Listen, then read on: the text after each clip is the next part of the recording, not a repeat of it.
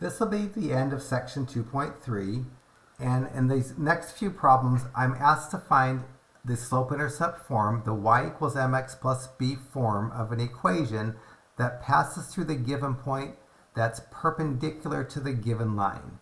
Anytime I want to find an equation for a line, I need a point that's clearly given. The point that I'm going to use is 5, -2. I also need to find a slope. Well, here, my given line, because it's in y equals mx plus b form, has a slope of -1/4. In the last section, we learned that the slope of all lines, I'll use my symbol for perpendicular to the given line,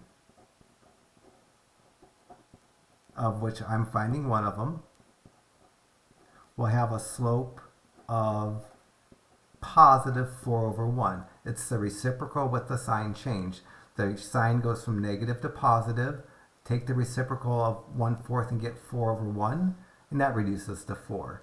So the equation that I'm searching for passes through the given point because it needs to be perpendicular to the given line, and because the slope of all lines perpendicular to the given line have slopes that are reciprocals with opposite signs. My line will have a slope of 4. Let me do the y equals mx plus b strategy just in case you guys prefer that. I don't, but if I was using that strategy, I would plug -2 in for y, 4 in for m, 5 in for x. I'd leave the b alone. I'd get -2 equals 20 plus b, -20, -20, and get -22 equals b. And this is where students mess up all the time. They stop. They don't do the extra bit of work that they need to do and write the answer. The answer is going to have to be in the form y equals mx plus b. The m is 4, and the b is -22. So for 22, my answer should be that.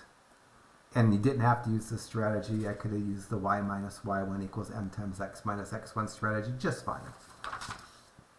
So, next problem, same instructions. Find an equation of a perpendicular line. So I know I have my point. I also need to have a slope. The given line has a slope of 5/2 because it's solved for y, the number in front of the x is the slope. The slope of all lines perpendicular to the given line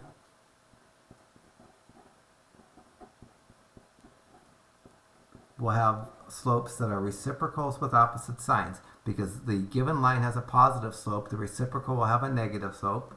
And because the given line has a slope of 5/2, the perpendicular line will have a slope of -2/5.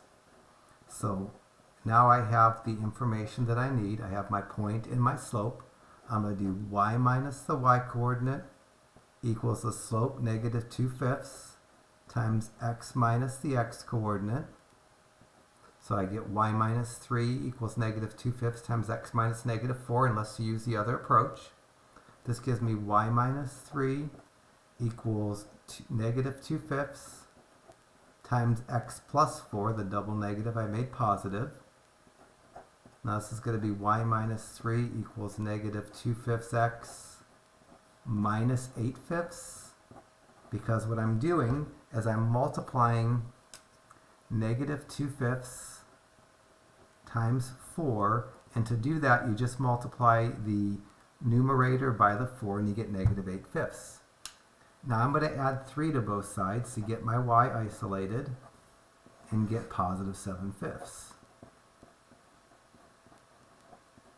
Couple ways to get that +7/5 if you can't just look at it and know. Easiest way is just to do negative in the bottom row of the calculator, 8/5, 8 divided by 5, plus 3, hit equals, and then math and enter twice. The other way to do that would be to think of this as -8/5 plus 3 and then make that -8/5 plus 3 over 1. Make the 3 a fraction by writing it over 1. Multiply by 5 over 5 and get -8/5 plus 15/5. And that's going to be -8 plus 15 over 5. The numbers in the numerators have opposite signs, so you subtract and take the sign of the larger, and you get the 7/5. I don't care how you get that number. In your head like I did, knife by hand like this, using your calculator or something, a combination of however you can get that number, get it. All right, last few problems, no algebra. It's just logic beating these horizontal and vertical lines. So if I'm asked, like I am in problems 25, 26, 27, and 28, to find an equation of a vertical line. Vertical lines only have an x. Horizontal lines only have a y. I don't know why I think an x seems right as opposed to a x, but I write that every time. So anyways, no algebra for any of these. If I'm asked to find an equation for a vertical or a horizontal line, I usually can get the equations using logic. For problem 26, my line has to pass through the point 5, 6. It has to be vertical. Vertical lines can only have an x in their equation, and I only have two numbers to choose from. It wouldn't make sense to pick the 6 because the 6 is the y-coordinate of the point. So my answer for problem 26 is just going to be x equal to 5. No algebra whatsoever. It's just knowing that vertical lines only have an x in their equation. 28, same instructions. Find the equation of a vertical line. Immediately when I'm told to find the equation of a vertical line, I know my answer can be written as x equal to some number. And again, it doesn't make sense to pull out a number that doesn't fit the problem. The only numbers in the problem are -4 and -6. The -6 is a y, so it wouldn't make sense. So x equal to -4 feels perfect for my answer. Finishing up this section, 29 through 32 asks me to find an equation of a horizontal line that passes through the given point. Horizontal lines only have a y in their equation. So for each of the problems on the screen right now, I'm asked to find an equation of a horizontal line. My answer has to be y equal to some number, because any horizontal line can be written as y equal to some number. And again, on problem 30, I only really have the numbers 5 and 2 to choose from, and wouldn't make sense to plug the 5 in because it's an x. And in problem 32, same deal. Find an equation of a horizontal line, so there's not going to be any algebra. Horizontal lines all can be written as y equal to some number, and since it has to fit with the information that's given in 32, I might as well pick the y-coordinate of the point. So that's everything for this section. We should have 2 sections left plus a practice test before we get to our test. Haven't actually written the next section yet, so it could turn out that that splits into multiple sections. But right now, I think we have 2 more sections and a practice test to go.